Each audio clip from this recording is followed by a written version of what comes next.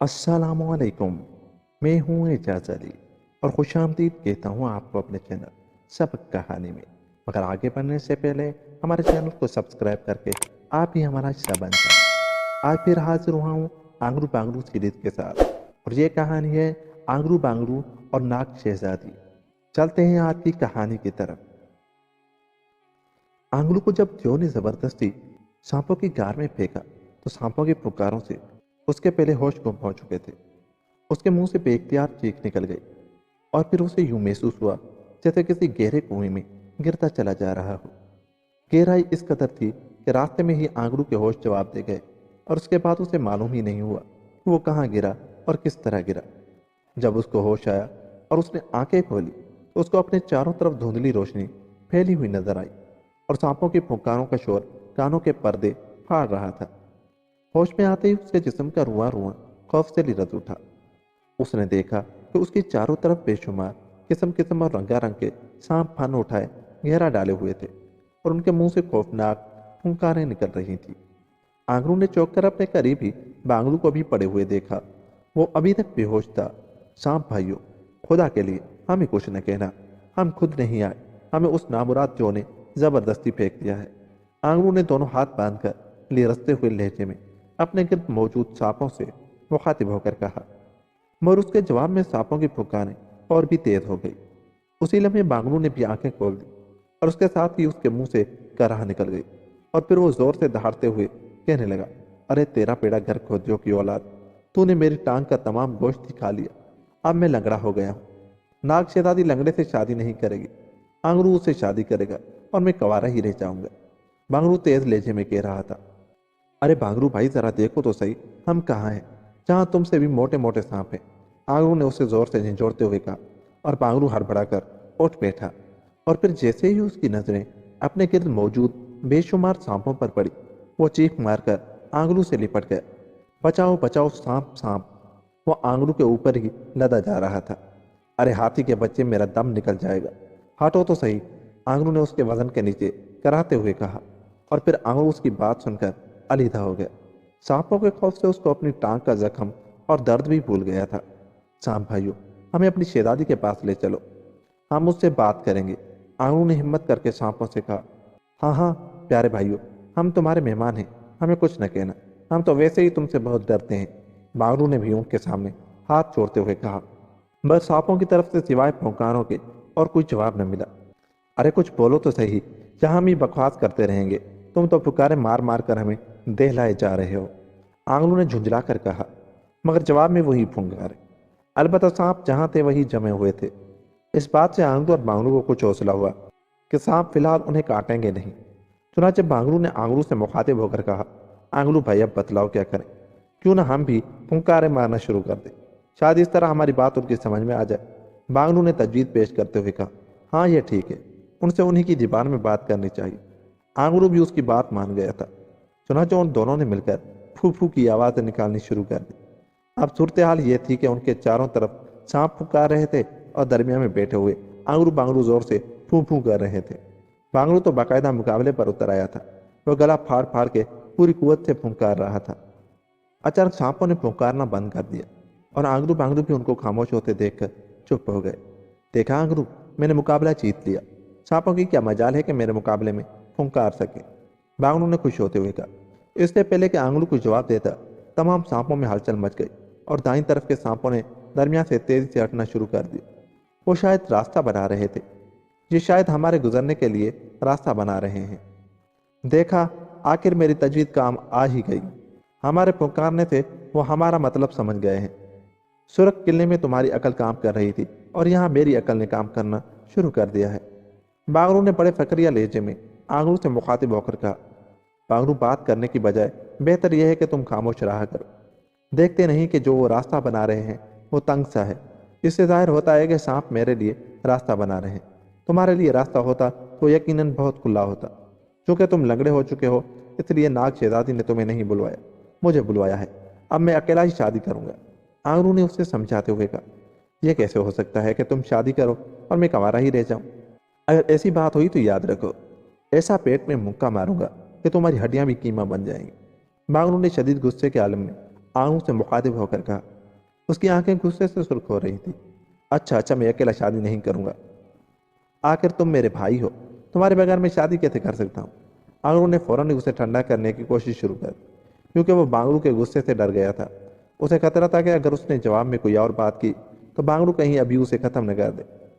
ابھی وہ یہ باتیں کر ہی رہے تھے کہ ایک بار پھر سانپوں کی پھنکاروں سے ماحول گونج اٹھا، اور پھر وہ دونوں چوک پڑے جب انہوں نے سانپوں کے درمیانی راستے سے ایک سیاہ رنگ کے بہت بڑے سانپ کو تیزی سے آگے بڑھتے دیکھا۔ اس بڑے سانپ کے سر پر سفید رنگ کا ایک چھوٹا سا سانپ بیٹھا ہوا تھا۔ اس سفید سانپ کا سر گہرے سرخ رنگ کا تھا۔ جلد ہی وہ سیاہ سانپ اس سفید سانپ کو لیے ان کے قریب پہنچ کر رک گئے۔ اس کے رکتے ہی سانپوں کی پھنکاریں ختم ہو گئی اور ماحول پر گہری خاموشی چھا گئی۔ آنگرو اور پانگرو بھی خاموش بیٹھے غور سے اس سفید سانپ کی طرف دیکھ رہے تھے۔ سفید سانپ کی آنکھیں ہیروں کی طرح چمک رہی تھیں اور آنگلو بانگلو بھی ان کی چمک سے مسحور سے ہو گئے تھے۔ چند لمحوں بعد اس سفید سانپ کے منہ سے انسانی آواز نکلی اور وہ دونوں حیرت سے اچھل پڑے۔ آدم زادو، ہمیں معلوم ہوا ہے کہ تم دونوں سرخ قلعے سے فرار ہو کر یہاں آئے ہو۔ اب تک تمہیں اس لیے کچھ نہیں کہا گیا تھا کہ ہم شہزادی چٹ پٹنی سے معلومات حاصل کر رہے تھے کہ تم دونوں کون ہو اور ہماری دنیا میں کیوں آئے ہو۔ اب ہمیں معلوم ہو گیا ہے کہ تم دونوں وہاں سے فرار ہو کر آئے ہو، اس لیے تم مجرم ہو۔ کیا یہ بہتر نہیں ہے کہ تم دونوں کو دوبارہ شہزادی چٹ پٹنی کے حوالے کر دیا جائے تاکہ وہ تمہیں خود ہی سزا دے دے، یا پھر ہم اپنی رعایا کو حکم دیں کہ وہ تمہاری بوٹیاں اڑا دے؟ جواب دو۔ سفید سانپ ان سے مخاطب ہو کر کہہ رہا تھا۔ اس کے لہجے میں بےحد دبدبا اور رعب تھا۔ اس کی بات سن کر آنگرو بانگرو دونوں خوف سے لرزنے لگے۔ انہیں معلوم تھا کہ اگر انہیں شہزادی چٹ پٹنی کے حوالے کیا گیا تو وہ فوراً ہی انہیں کھا جائے گی، اور دوسری صورت میں یہ سانپ انہیں کھا جائیں گے۔ اس لیے خوف کے مارے وہ چند لمحے تو خاموش رہے۔ آخر آنگرو نے ہمت کر کے کہا، جناب آپ کون ہیں؟ پہلے یہ بتلائیے، اور جہاں تک ہمارا تعلق ہے میرا نام آنگلو ہے اور یہ میرا بھائی بانگلو۔ ہم دونوں شادی کرنے کے لیے گھر سے نکلے ہیں، اور آپ کو یہ بھی بتلا دوں کہ ہم نے ملک سانپ کے پہاڑوں میں موجود سانپ کے دادا جی کو ہلاک کر دیا تھا اور سورج موتی حاصل کر لیا تھا۔ پھر ہم نے سمندر میں ہی شہزادی کے ماموں زاد بھائی سفید سانپ کو بھی ہلاک کر دیا تھا۔ ہم نے ٹنڈے بادشاہ اور اس کی فوج کو ہلاک کر دیا تھا۔ ہم نے انسانی پنجر کو ہلاک کر دیا تھا۔ ہم نے سرخ قلعے میں بکارو کو ہلاک کر دیا، اور ہم نے شہزادی کے سابقہ شوہر کی روح کو بے بس کر دیا۔ اس لیے جناب ہمارے متعلق فیصلہ کرنے سے پہلے خوب سوچ لیجئے، ایسا نہ ہو کہ کہیں ہمیں سانپوں کے دادا جی کی اولاد کو بھی ختم کرنا پڑے۔ آنگرو نے انتہائی رعبدار لہجے میں اپنے کارنامے بتلانے شروع کر دیے۔ شروع میں تو اس کی آواز خوف سے لرز رہی تھی، مگر آہستہ آہستہ اپنے کارنامے گنوانے کے شوق میں اس کا لہجہ رعبدار ہوتا چلا گیا۔ سفید سانپ کی آنکھوں میں اس کی باتیں سن کر تعجب کی لہریں دوڑنے لگیں۔ آنگرو کے خاموش ہونے پر اس نے جواب دیا، آنگرو بانگرو، تم نے جو کچھ کہا ہم نے سن لیا ہے۔ یہ ٹھیک ہے کہ تم نے اتنے کارنامے سر انجام دیے ہیں، پر تمہیں معلوم ہونا چاہیے کہ یہ سانپوں کی دنیا ہے اور ہم یہاں کے وزیر اعظم ہیں۔ سانپوں کی دنیا میں بڑے سے بڑے بہادروں کو خاک میں ملا دیا جاتا ہے۔ یہاں کروڑوں کی تعداد میں ایسے سانپ موجود ہیں، ان میں سے اگر ایک بھی پھونک مار دے تو تم دونوں جل کر راکھ ہو جاؤ گے۔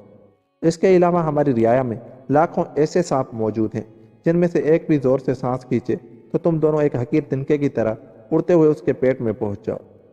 اس لیے یہاں نہ تمہاری بہادری کام آ سکتی ہے اور نہ طاقت، اور عیاری ہماری مرضی کے بغیر تم یہاں ایک لمحہ بھی نہیں گزار سکتے۔ وزیر اعظم صاحب نے انتہائی تنزیہ اور نخوت بھرے لہجے میں انہیں دھمکاتے ہوئے کہا۔ وزیر اعظم صاحب کی باتیں سن کر آنگرو بانگرو دونوں کے ہوش اڑ گئے۔ آخر بانگرو نے ہمت کر کے کہا، جناب وزیر اعظم صاحب، ایسا نہیں ہو سکتا کہ آپ ہمیں معاف کر دیں اور ہمیں پرستان پہنچا دیں، یا سمندر میں بھیج دیں، یا ملک شام میں پہنچوا دیں۔ ہم وہاں کی شہزادیوں سے شادی کریں گے۔ بانگرو نے تجویز پیش کی، مگر ہمیں پہلے یہ بتاؤ کہ تم دونوں کا ہماری دنیا میں آنے کا کیا مقصد تھا۔ اس کے بعد ہی تم دونوں کے لیے کوئی فیصلہ کیا جا سکتا ہے، کیونکہ ہم انصاف پسند ہیں۔ ہم نہیں چاہتے کہ ہم سے کوئی غلط فیصلہ ہو جائے۔ جناب ہم دونوں ناگ شہزادی سے شادی کرنے آئے ہیں۔ ہمیں یقین ہے کہ اگر ناگ شہزادی ایک بار ہمیں دیکھ لے تو وہ ضرور ہم سے شادی کرنے پر تیار ہو جائے گی۔ آنگرو نے جواب دیا، کیا کہا؟ ناگ شہزادی سے شادی؟ یہ تم کیا کہہ رہے ہو؟ تم دونوں کو یہ کیسے جرات ہوئی کہ تم اپنی ناپاک زبانوں پر عظیم المرتبت ناگ شہزادی کا نام بھی لے آئے؟ ہم تمہیں اس کی اتنی بھیانک سزا دیں گے کہ تمام آدمزاد رہتی دنیا تک اس کے تصور سے لرزتے رہیں گے۔ وزیر اعظم صاحب نے غصے سے پھنکارتے ہوئے کہا، تو کیا ناگ شہزادی ہماری طرح کنواری ہی رہے گی؟ آنگرو نے حیرت بھرے لہجے میں پوچھا، نہیں، پر اس کی شادی سانپ سے ہی ہو سکتی ہے، حقیر آدمزاد سے نہیں۔ وزیر اعظم نے کسیلے لہجے میں جواب دیا، جناب کہیں آپ کا تو ناگ شہزادی سے شادی کرنے کا ارادہ نہیں، اس لیے ہمیں روک رہے ہیں۔ مگر یاد رکھیں آپ جیسے چھوٹے سے سانپ کے مقابلے میں ناگ شہزادی ہمیں ضرور ترجیح دے گی۔ آپ تو ناگ شہزادی کی جیب میں آ جائیں گے، آپ بھلا اس سے کیا شادی کریں گے؟ بانگلو نے تنزیہ لہجے میں کہا۔ تم شاید بے وقوف ہو جو اس طرح بات کر رہے ہو، تم ہمارے قہر کو آواز دے رہے ہو، ہم تمہیں جلا کر راکھ کر دیں گے۔ وزیر اعظم صاحب نے انتہائی غصے اور جلال میں کہا۔ اس کی سرخ آنکھوں سے شعلے نکلنے لگے تھے۔ جناب، اگر آپ کو قہر آواز دینے سے آتا ہے تو بے فکر رہیں، ہم قطعی آواز نہیں دیں گے، اور ظاہر ہے جب ہم آواز نہیں دیں گے تو وہ بیچارہ قہر کیسے آئے گا؟ آنگلو نے مسکراتے ہوئے کہا۔ اب تو غصہ وزیر اعظم صاحب کی برداشت سے باہر ہو گیا۔ اس نے سانپوں کی طرف رخ کیا اور انتہائی تیز لہجے میں پھنکارنا شروع کر دیا۔ شاید وہ سانپوں کو آنگلو پانگلو کے متعلق حکم دے رہا تھا، اور پھر وہ جیسے ہی خاموش ہوا، اچانک ایک طرف سے سرخ رنگ کا جو قامت سانپ آنگلو پانگلو کی طرف بڑھنے لگا۔ اس کے منہ سے 4 شاخہ زبان بار بار لپک رہی تھی۔ اس کے آگے بڑھنے کے انداز سے ہی صاف ظاہر ہو رہا تھا کہ اس کے ارادے بہت خطرناک ہیں، تو آنگلو پانگلو کی جان پر بن گئی۔ چاروں طرف بے شمار سانپ وہ کہیں بھاگ بھی نہیں سکتے تھے، اور سرخ رنگ کا خطرناک سانپ مسلسل آگے بڑھتا آ رہا تھا۔ اب وہ جاتے تو کہاں جاتے، کرتے تو کیا کرتے؟ انہیں بچاؤ کا کوئی راستہ نظر نہیں آ رہا تھا۔ موت سرخ رنگ کے سانپ کی صورت میں آگے بڑھتی چلی آ رہی تھی۔ اس سے پہلے کہ وہ سرخ سانپ آنگلو اور بانگلو کے قریب پہنچتا کہ اچانک ارد گرد موجود تمام سانپوں نے زوردار آوازوں سے پھونکارنا شروع کر دیا۔ ان کے پھونکاروں نے آسمان سر پر اٹھا لیا، اور ان میں انتہائی بے چینی اور ہلچل سی مچ گئی۔ ان کے سرخ پھونکاریں سن کر وہ سرخ سانپ جہاں تھا وہیں رک گیا۔ وزیر اعظم صاحب بھی بے چینی سے ادھر ادھر دیکھنے لگا۔ اس کی آنکھوں میں الجھن کے تاثرات صاف دکھائی دے رہے تھے، اور پھر چند لمحوں بعد اچانک دائیں طرف سے سانپ کائی کی طرح چھٹنے لگے، اور جو راستہ بنا آنگلو بانگلو نے دیکھا کہ سرخ رنگ کے دیو ہیکل ازدہے ایک بہت بڑا تخت اپنے سروں پر اٹھائے دم کے بل تیزی سے آگے بڑھتے چلے آ رہے تھے، اور اس کے تخت کے اوپر ایک انتہائی حسین اور خوبصورت عورت سر پر سنہرا تاج رکھے بڑے انداز سے بیٹھی ہوئی تھی۔ اس کے ماتھے پر سبز رنگ کا ایک چھوٹا سا سانپ بنا ہوا تھا۔ یہ ناگ شہزادی تھی۔ وہ جہاں جہاں سے گزرتی تمام سانپ زمین پر سر رکھ کر اسے سلام کرتے، اور ادھر ناگ شہزادی کی نظریں آنگلو اور بانگلو پر جمی ہوئی تھی۔ ادھر آنگلو اور بانگلو دونوں حیرت سے منہ پھاڑے شہزادی کو دیکھ رہے تھے۔ شہزادی اتنی خوبصورت اور حسین تھی کہ اس کے سامنے ملک سانپ، سمندر اور پرستان کی شہزادی بالکل حقیر معلوم ہوتی تھی۔ اتنی خوبصورت عورت کا آنگلو بانگلو نے اپنی زندگی میں کبھی تصور بھی نہیں کیا تھا۔ ان کی حیرت سے پٹی ہوئی آنکھیں ناگ شہزادی پر یوں جم گئیں جیسے مقناطیس سے لوہا چپک جاتا ہے۔ مجھے اطلاع ملی ہے کہ یہ دونوں آدمزاد شہزادی چٹ پٹنی کے قلعے سے فرار ہو کر ہماری مملکت میں آئے ہیں۔ شہزادی چٹ پٹنی نے درخواست کی ہے کہ ان آدمزادوں کو واپس اس تک پہنچا دیا جائے تاکہ وہ انہیں سزا دے سکے۔ اس لیے مجھے یہاں آنا پڑا تاکہ میں خود ان کی زبان سے تمام حالات سن سکوں، کیونکہ میں شہزادی چٹ پٹنی کے ساتھ دوستی کے باوجود انصاف کے تقاضے کو نہیں چھوڑوں گی۔ شہزادی نے وزیر اعظم صاحب سے مخاطب ہو کر کہا۔ شہزادی صاحبہ، آپ نے ناگ کے یہاں آنے کی تکلیف کی۔ شہزادی چٹ پٹنی کی طرف سے اطلاع ملتے ہی صورتحال معلوم کرنے کے لیے میں یہاں حاضر ہوا تھا اور ان سے تمام حالات معلوم کیے ہیں۔ انہوں نے مجھے بتلایا ہے کہ یہ دونوں شادی کرنے کے چکر میں اپنے گھروں سے نکلے ہیں اور ہوتے ہوتے صرف قلعے میں پہنچ گئے۔ شہزادی چٹ پٹنی چونکہ بدصورت ہے، اس لیے یہ وہاں سے فرار ہو کر یہاں آئے ہیں۔ وزیر اعظم صاحب نے بڑے مؤدبانہ لہجے میں ناگ شہزادی کو مختصر طور پر حالات بتلاتے ہوئے کہا۔ تو ٹھیک ہے، اور یہ دونوں اس سے شادی کرنے پر تیار نہیں ہیں تو شہزادی کو بھی جبر سے کام نہیں لینا چاہیے۔ شادی کرنا یا نہ کرنا ہر ایک کا ذاتی مسئلہ ہے، اس لیے اگر شہزادی نے ان پر جبر کرنا چاہا تو غلط کیا ہے۔ ناگ شہزادی نے بڑے باوقار لہجے میں وزیر اعظم صاحب کو جواب دیتے ہوئے کہا۔ آپ بجا فرماتی ہیں شہزادی صاحبہ، مگر ان دونوں نے ایک ایسی بھیانک گستاخی کی ہے کہ مجھ جیسا نرم دل سانپ بھی اپنا غصہ برداشت نہ کر سکا، اور میرے سرخ سانپ کو حکم دے دیا تھا کہ ان دونوں کو اپنے جسم میں جکڑ کر ان کی ایک ایک ہڈی توڑ دے۔ اور آپ چند لمحے اور تشریف نہ لاتی تو سرخ سانپ میرے حکم کی تعمیل کر چکا ہوتا۔ وزیر اعظم صاحب نے شہزادی کو تازہ ترین صورتحال بتلاتے ہوئے کہا۔ وزیر اعظم، تمہیں میری اجازت کے بغیر ان مہمان آدمزادوں کو اس طرح سزا نہیں دینی چاہیے تھی۔ تمہیں تو معلوم ہی ہے کہ مجھے آدمزادوں کی دنیا کتنی پسند ہے، اس لیے میں بچپن سے ہی مستقل طور پر آدمزادوں کے روپ میں رہتی رہی ہوں۔ بہرحال تم ان کی وہ گستاخی بتلاؤ جس کی وجہ سے تم انہیں میری اجازت کے بغیر اتنی بھیانک سزا دے رہے تھے۔ ناگ شہزادی نے قدرے غصیلے لہجے میں وزیر اعظم سے مخاطب ہو کر کہا۔ ادھر آنگلو بانگلو کا یہ عالم تھا کہ وہ شروع سے ٹک ٹکی باندھے بس شہزادی کو ہی دیکھتے جا رہے تھے۔ انہیں تو اس بات کا بھی ہوش نہیں تھا کہ شہزادی اور وزیر اعظم سانپ میں کیا گفتگو ہو رہی ہے۔ شہزادی صاحبہ، ان آدمزادوں کی گستاخی ملاحظہ ہو، یہ آپ سے شادی کرنا چاہتے ہیں۔ وزیر اعظم نے شہزادی کو بتایا، مجھ سے شادی کرنا چاہتے ہیں؟ شہزادی وزیر اعظم کی بات سن کر بری طرح چونک پڑی، اور نہ صرف چونک پڑی بلکہ سیدھی ہو کر بیٹھ گئی۔ اب وہ بڑے غور سے آنگلوں اور بانگلوں کو دیکھنے لگی۔ چند لمحوں تک غور سے دیکھنے کے بعد اس کے چہرے پر ہلکی سی مسکراہٹ دوڑ گئی، اور پھر وہ ایک طویل سانس لے کر دوبارہ لیٹ گئی۔ اس کے چہرے پر ہلکی سی مایوسی کا رنگ دوڑ گیا تھا۔ چند لمحوں تک ماحول پر گہری خاموشی طاری رہی۔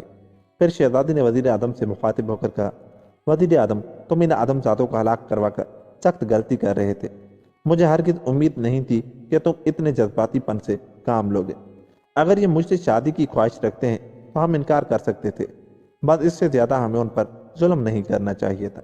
اور وزیر اعظم، تم تو مجھے بچپن سے جانتے ہو، تمہیں تو اچھی طرح معلوم ہے کہ مجھے آدمزادوں کی دنیا اور ان کا روپ کتنا پسند ہے، اور میری دلی خواہش بھی یہی ہے کہ میری شادی کسی آدمزاد سے ہو۔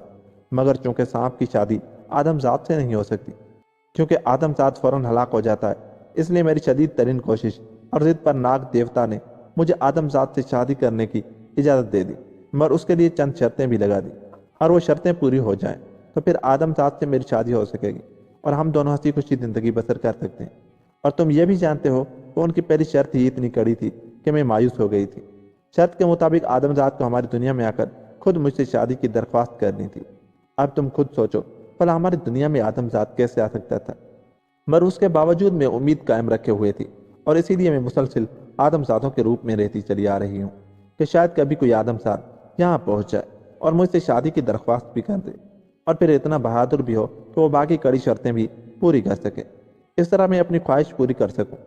شہزادی نے مایوس لہجے میں وزیر اعظم سے بات کرتے ہوئے کہا، شہزادی صاحبہ، ہم آپ سے شادی کرنے کے لیے تیار ہیں۔ یہ وزیر اعظم تو خواہ مخواہ درمیان میں رکاوٹ بن رہا ہے، اسے آپ ضرور سزا دیں کہ اس نے آپ کو ہم جیسے اچھے بہادر، طاقتور اور عقل مند شوہروں سے محروم رکھنے کی کوشش کی ہے۔ اچانک بانگلو نے شہزادی سے مخاطب ہو کر کہا، ٹھیک ہے آدمزاد، تم نے شادی کی پہلی شرط تو پوری کر دی ہے، مگر بعد کی شرطیں اتنی کڑی ہیں اور سخت ہیں کہ مجھے یقین ہے کہ تم انہیں پورا نہیں کر سکو گے، اس لیے تم اپنی جان نہ گواؤ۔ میں نہیں چاہتی کہ میری وجہ سے دو آدمزاد اپنی جان سے ہاتھ دھو بیٹھیں۔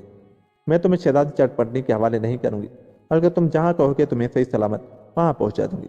شہزادی نے مایوس لہجے میں انہیں جواب دیا، نہیں شہزادی صاحبہ، ہم کہیں نہیں جائیں گے، بس ہم تو آپ سے شادی کریں گے، چاہے آپ راضی ہو یا نہیں، یہ ہمارا آخری فیصلہ ہے۔ اب یہ آپ کی مرضی ہے کہ چاہے آپ ہم دونوں سے شادی کریں یا ایک سے۔ آنگلوں نے لاٹ سے پر لہجے میں جواب دیا، اور فیصلہ یوں سنا دیا جیسے وہ شہزادی کے بجائے فیصلہ کرنے کا خود مجاز ہو۔ شہزادی صاحبہ، آپ اس دبلے پتلے سے شادی کر کے کیا کریں گے؟ مجھ سے شادی کریں، میرے جیسا طاقتور شوہر آپ کو نہیں مل سکے گا۔ میرے ایک مکہ مار کر بکارو کا پیٹ پھاڑ دیا تھا۔ بانگلو نے فوراً وکالت شروع کر دی، شہزادی صاحبہ، یہ موٹا بے وقوف ہے، میرا سر اس کے سر سے بڑا ہے، ظاہر ہے میرے سر میں عقل بھی زیادہ ہی ہوگی، اور شہزادی کے شوہر کو عقل مند ہونا چاہیے۔ طاقت کا کیا ہے، کوئی شہزادی کے شوہر نے مزدوری تو نہیں کرنی۔ آنگلو بھلا کب پیچھے رہنے والا تھا، اس نے بھی بات کر دی، آدمزادو میری بات سن، یہ فیصلہ تو ابھی دور کی بات ہے کہ تم سے شادی کروں گی یا تم میں سے کسی ایک سے۔ پہلے تو یہ مسئلہ ہے کہ مجھ سے شادی کرنے کے لیے ناگ دیوتا نے جو شرطیں لگائی ہیں کوئی انہیں پوری کرے گا، اور وہ شرطیں اتنی کڑی ہیں کہ انتہائی عقلمند سے عقلمند، طاقتور سے طاقتور اور چالاک سے چالاک آدمزاد بھی انہیں کسی قیمت پر پورا نہیں کر سکتا۔ اور ایک بار ان شرائط پر راضی ہونے کے بعد اگر آدمزاد ان شرائط کو پورا نہ کر سکا تو پھر وہ خود ہلاک ہو جائے گا، اور مجھے یقین ہے کہ تم میں سے کوئی بھی ان شرائط کو پورا نہیں کر سکے گا، اس لیے بہتر ہے کہ تم مجھ سے شادی کی خواہش چھوڑ دو۔ شہزادی نے انہیں سمجھاتے ہوئے کہا، آپ فکر نہ کریں شہزادی صاحبہ، آپ شرائط بتلائیں، آپ دیکھیں کہ کس طرح پلک چھپکنے میں ہم شرائط پوری کر لیں گے، بلکہ پوری تو کیا، کچھ زیادہ ہی کر لیں گے۔ آگلو بانگلو نے بیک وقت اور بیک زبان ہو کر کہا، اچھا تو اگر تم بازید ہو تو پھر سنو۔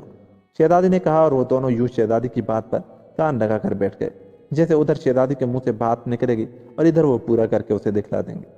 ناگ دیوتا نے آدمزادوں کے لیے دو شرطیں لگائی ہیں۔ ایک شرط تو یہ ہے کہ وہ آدمزاد ناگ دیوتا کے منہ سے اس کا من حاصل کریں، اور دوسری شرط یہ ہے کہ سانپوں کی دنیا میں موجود سانپوں کی صحیح تعداد گن کر بتلائے۔ شہزادی نے انہیں شرائط بتلا دی۔ واہ شہزادی، عورت ہی ہونا، اس لیے گھبرا گئے، یہ تو بڑی معمولی سی شرطیں ہیں، ہم نے تو بڑی بڑی سخت شرطیں بھی پوری کر دی ہیں۔ ان کا کیا ہے، ہمیں ناگ دیوتا کے پاس لے چلو، ہم ایک من تو کیا دو من 10 शेर बल्कि 10 मन 20 शेर उसके मुंह से हाजिर कर लेंगे। और दूसरी शर्त रही तादाद की, तो उसका क्या है? आपकी दुनिया में सांप शुमारी तो होती ही रहती होगी, बस उससे पूछ लेंगे जिसके पास सांप शुमारी का रजिस्टर होगा। आंगुर ने यूं बेनियाजी से कहा जैसे ये उनके लिए कोई बात ही ना हो। उसकी बातें सुनकर शहजादी बेख्तियार हंस पड़ी और कहने लगी, मेरे साथ शादी करने आए भी सही तो कैसे बेवकूफ़ आदमजादा है जो इन शराइत को मामूली कह रहे हैं। सुनो, तफसील से सुनो। नाग देवता हमारा सबसे बड़ा देवता है। वो आग का बना हुआ है, उसके करीब भी कोई नहीं जा सकता। हाँ, अगर कोई मुकद्दस बीन को इस तरह और मुसलसल बजाए कि आखिरकार उस बीन की आवाज़ पर नाग देवता मस्त होकर झूमने लगे तो आग ठंडी हो जाएगी और नाग देवता इंतहाई मस्ती में आ जाएगा। तो फिर वो अपना मन मुंह से बाहर निकालेगा। उस वक्त अगर आदमजात फौरी तौर पर मन उठाकर वहां से चला आए तब तो बात है, वरना नाग देवता उसे हलाक कर देगा। और यह भी बतला दूं कि नाग देवता कितनी भी बीन बजाओ मस्त नहीं होता, बल्कि उसे बीन की आवाज़ पर गुस्सा आ जाता है, और जैसे ही उसे गुस्सा आया बीन बजाने वाला जिंदा नहीं बच सकता। इससे तुम दोनों यकीनन नाग देवता के हाथों हलाक हो जाओगे। और दूसरी शर्त तो उससे भी मुश्किल है। सांपों की दुनिया में इस कदर सांप हैं कि आज तक कोई उनकी सही तादाद मालूम ही नहीं कर सका। सिर्फ नाग देवता को ही उनकी सही तादाद का इल्म है, और फिर हर लम्हे सांपों की दुनिया में बेशुमार सांप पैदा होते रहते हैं, इसलिए सही तादाद मालूम करना नामुमकिन है। आदमजाद अगर तमाम उम्र भी गिनता रहे तो हमारी दुनिया की 1/4 सांप भी न गिन सकेगा, और जाहिर है जब वो तादाद न गिन सकेगा तो नाग देवता उसे हलाक कर देगा। शहजादी ने दोनों शर्तों के मुतालिक उन्हें तफसील से बतलाया, मगर बीन तो हमारे बाप दादा ने भी कभी नहीं बजाई। ऐसा नहीं हो सकता कि शहजादी साहिबा आप हमारी दुनिया से किसी सपेरे को बुला लें, वो हमारी जगह बीन बजाए और हम नाग देवता का मन उठाकर भाग जाएं।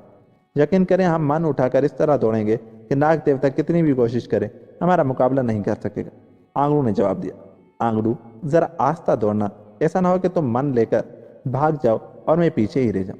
बागड़ू ने मौत से डरते हुए आस्था से आंगड़ू के कान में सरगोशी की। नहीं, मैं तो तेज दौड़ूंगा, तुम पीछे रह जाओ, तुम्हें नाग देवता खा जाएगा और फिर मैं अकेला शहजाद से शादी कर लूंगा।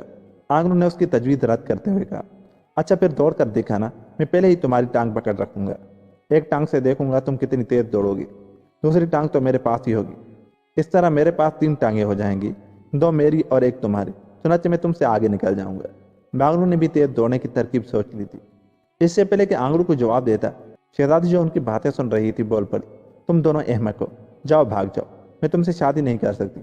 उसके लहजे में शदीद गुस्सा था, शायद उसे उन दोनों की अहमकाना बातों पर गुस्सा आ गया था। शहजादी साहिबा नाराज न हो, मैं वादा करता हूँ कि आंगड़ू की टांग नहीं पकड़ूंगा। बागड़ू ने फौरन ही सुलह की पेशकश कर दी, और मैं भी वादा करता हूँ कि तेज नहीं दौड़ूंगा, बल्कि सिरे से दौड़ूंगा ही नहीं, अलबत्ता भागूंगा। आंगड़ू ने भी पेशकश कर दी। वज़ीर आज़म, अब चूंकि मैं उनको शर्तें बतला चुकी हूँ, इसलिए अब उन्हें या तो शर्तें पूरी करनी पड़ेंगी या मरना पड़ेगा। चुनांचे इन दोनों को नाग देवता के मंदिर में ले जाओ और मुकद्दस बीन उनको देकर खुद बाहर आ जाओ। उसके बाद नाग देवता जाने और ये जाने, अब मैं मजीद उनकी अहमकाना बातें सुनने के लिए यहाँ नहीं रुक सकती। शहजादी ने गुस्से और शदीद झुंझलाहट से वज़ीर आज़म सांप से मुखातिब होकर कहा, और फिर उसने ज़ोर से फुंकार मारी और जिन सांपों ने उसका तख्त उठाया हुआ था वो मुड़े और फिर तेजी से दुम के बल घिसटते हुए वापस चल दिए।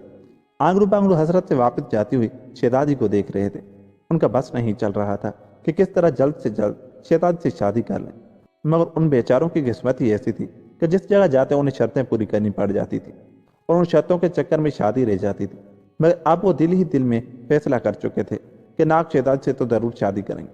उसकी एक वजह तो यह थी कि नाग शहजादी इंतहा से ज़्यादा खूबसूरत थी, दूसरी ये कि नाग शहजादी से शादी के बाद पूरी दुनिया के सांप उनकी रियाया बन जाएंगे। चुनांचे वो जिससे चाहेंगे सांप को हुक्म देकर डसवा देंगे, और इस तरह सब लोग उनसे डरेंगे और उनका रौब सब पर कायम हो जाएगा।